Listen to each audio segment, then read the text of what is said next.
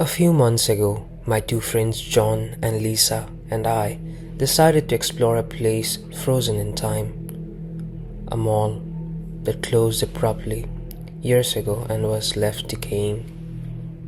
Edgewater Mall. We didn't expect to find much, just a forgotten shell. But we wanted the thrill, the chance to capture something real for our channel. We have been doing this for fun. We loved to explore abandoned places. When we arrived at the mall, the sun was going down. The mall looked dead. It has seen better days. Immediately, we tried to find an entrance. The main door was chained and locked. We decided to look for another opening. We found a side door, rusted and barely hanging on its frame, and slipped inside together. The air was instantly thick with dust, heavy with the scent of mold and rot. The cold silence had weight, like the building was holding its breath. The whole place looked stuck in time. It was probably very lively at one point in time, but now mannequins stared blankly from cracked storefronts dressed in fashions decades out of date. The tiled floor was cracked and coated in grime. Food courts were abandoned mid-mess, chairs overturned, garbage scattered like it was left moments ago. We kept on walking and exploring the place. The fluorescent lights buzzed overhead, flickering randomly like sick fireflies. Our footsteps echoed endlessly off bare walls. At first, we laughed nervously, echoes playing tricks on us.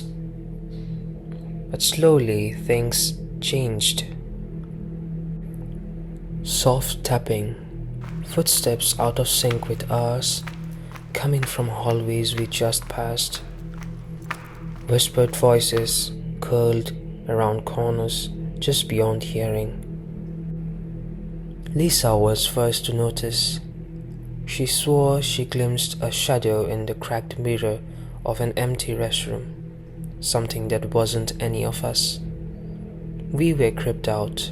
We decided that we will explore just the first floor and then leave. Suddenly, Lisa's face went pale. She whispered, "I think someone's here." John and I turned to look at her, but she disappeared without a trace.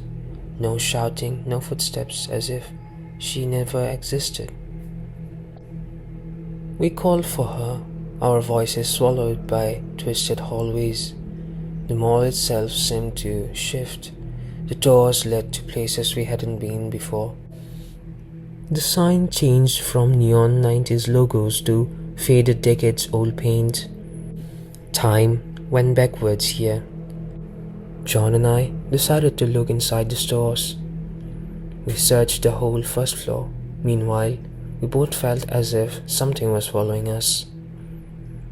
When I looked back, John was nowhere to be found. I shouted for John as well as Lisa, told both of them that if they were playing a prank on me, it was no longer funny. But there was no answer. I felt fear gripping my heart. I was alone. The nightmare was not over though. I heard footsteps running towards me. I ran through the endless empty corridors. My breath fogged the freezing air.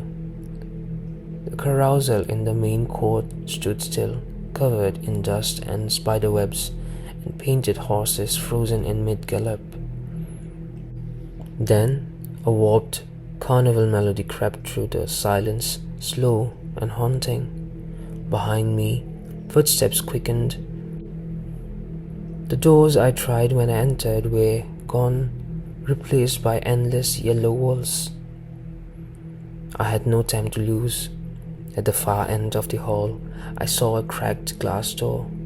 I looked back, half hoping to see my friends, but instead I only heard voices and footsteps growing louder. I stumbled out through the glass door, into the cold night. I was free. I started the car and drove as fast as I could back to my house, but something followed. To this day, at night, I hear the faint buzzing of flickering lights, not in my house but just outside. Shadows move just beyond my vision. I feel watched, like the mall never forgot me. Sometimes when I'm alone in my house, I hear Lisa and John calling for me, to help them, to go back to the mall and help them. But I cannot, and I will not. If you ever come across the Edgewater Mall, remember this. Some places aren't empty, they are waiting, and sometimes they follow.